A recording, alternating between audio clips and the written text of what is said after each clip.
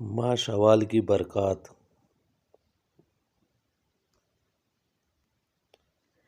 حضرت عائشہ رضی تعالیٰ عنہا فرماتی ہے کہ رسول صلی اللہ علیہ وسلم نے مجھ سے ماہ شوال میں نکاح فرمایا، اور آپ صلی اللہ علیہ وسلم کے ساتھ میری رخصتی بھی ماہ شوال میں ہوئی۔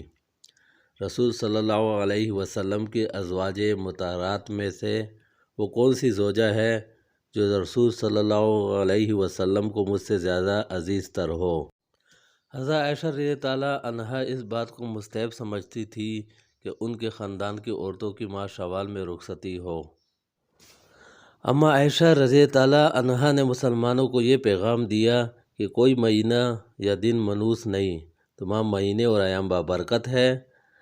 اگر ماہ شوال منحوس ہوتا، جیسا کہ بعض لوگوں کا اعتقاد ہے، تو اس ماہ میں شادی اور رخصتی کے بعد میں نبی کریم صلی اللہ علیہ وسلم کے ازواج میں محبوب تر زوجہ نہ بنتی، اور نہ ہی مجھے یہ فضل و کمال ملتا۔